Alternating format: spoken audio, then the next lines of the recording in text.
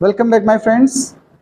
एक क्वेश्चन है हमारा जो इंड्यूस्ड पोटेंशियल डिफरेंस पर बेस्ड है इलेक्ट्रोमैग्नेटिक इंडक्शन कॉन्सेप्ट में। क्वेश्चन क्या है, एक बार क्वेश्चन सुनिए और क्वेश्चन की डिटेल पढ़ने के लिए आप लोग डिस्क्रिप्शन में देख लिया करिए वीडियो चलाने के साथ साथ कि क्वेश्चन कौन सा है, या फिर थंबनेल लगा देंगे टाइम मिलेगा तो, ठीक है। लेकिन डिस्क्रिप्शन में हम डाल देते हैं पूरा कि क्या क्वेश्चन एग्जैक्ट है, तो उससे देख लिया करो। बोर्ड पे क्या लिखे फालतू में। An aeroplane, the distance between the edges of the wings being 30 metre. जो एरोप्लेन है इसकी विंग्स का जो फैलाव है वो 30 मीटर है। देखिए कुछ ये जो विंग्स जितनी भी इनकी डिस्टेंस है, ये यहाँ से यहाँ तक की डिस्टेंस को कितना गिवन है, यहाँ पर 30 मीटर है। Landing down with velocity of 300 kilometre per hour. देखिए इसके लैंड होने की स्पीड जो दिया है वो आपको दिया है 300 किलोमीटर पर आवर। हम लोग तो SI में मीटर पर सेकंड यूज करते हैं। किलोमीटर पर आवर को अगर आपको मीटर पर सेकंड कन्वर्ट करना हो तो क्या करते हो आप लोग, 5/18 करते हो कि नहीं करते हो?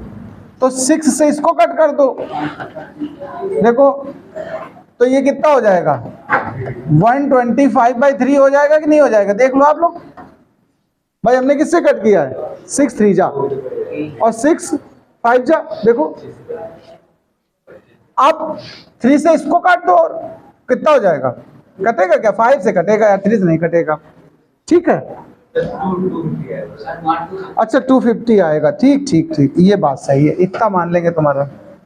तो देखो ये मल्टीप्लाई कर लिया, 5 5 जा 25 और 0, ये मीटर पर सेकेंड आ गया, वेलोसिटी कन्वर्ट हो गई।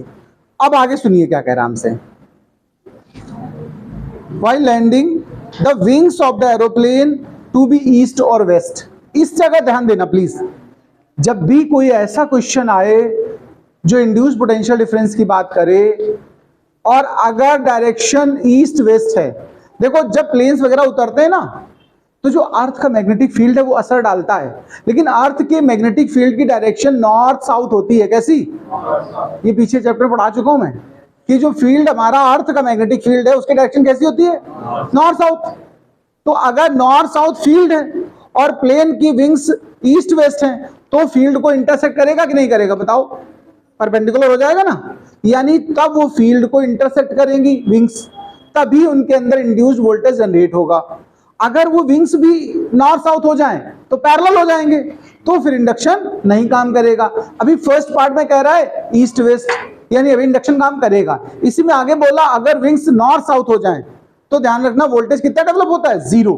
तो पहले पार्ट में ईस्ट वेस्ट बोल रहा है, ठीक है, और जो फील्ड है वो गिवन है तुम्हें 0.4 10⁻⁴ टेस्ला।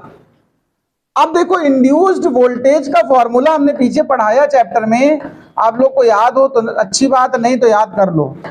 इंड्यूस्ड वोल्टेज जो होता है उसका फॉर्मूला होता है कैपिटल B = BVL, याद है।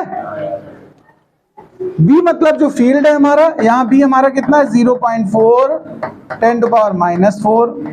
वेलोसिटी हमारी कितनी आई थी 250/3, और लेंथ मतलब वो विंग्स की जो एक्सपेंशन है, ठीक है 30। अब आप इसका डेसिमल हटाएं, एक 0 कैंसिल करें, 3 कैंसिल कर दें, 25 4 जा कितना होता है 100, एक 0 और हमारे पास था। तो अब मामला निपटा दोगे तो कितना बचेगा 0.1, कितना बचेगा 0.1 वोल्ट हमारा इंड्यूस्ड वोल्टेज आ गया। कब, when the wings along north south, ध्यान रखना, सॉरी ईस्ट वेस्ट है, कैसी हैं, when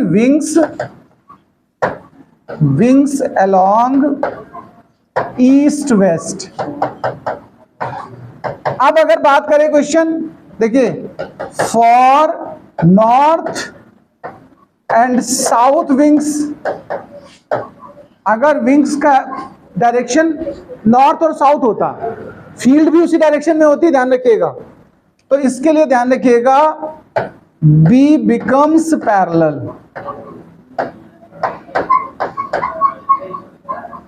to the wings, no intersection, hence no voltage develop। तो सेकेंड बात में जब वो क्या क्या आपको जब नॉर्थ साउथ ही दिया जाए तो फिर हमारा क्या बनेगा, इंड्यूस वोल्टेज 0। फाइनल रिजल्ट यही है कि अगर कोई ऐसे क्वेश्चन हो जहां पर ऑब्जेक्ट का मूवमेंट ईस्ट वेस्ट हो, अर्थ के कॉन्सेप्ट की बात कर रहा हूं, तो फील्ड इंड्यूस, तो वोल्टेज इंड्यूस होगा। और अगर नॉर्थ साउथ फील्ड भी होती है अर्थ की और नॉर्थ साउथ ही विंग्स हो जाते, तो फिर ऐसी सिचुएशन में कोई वोल्टेज डेवलप नहीं होगा, क्योंकि वो फील्ड लाइंस को इंटरसेक्ट ही नहीं करेगा। ठीक है, नोट करिए क्वेश्चन।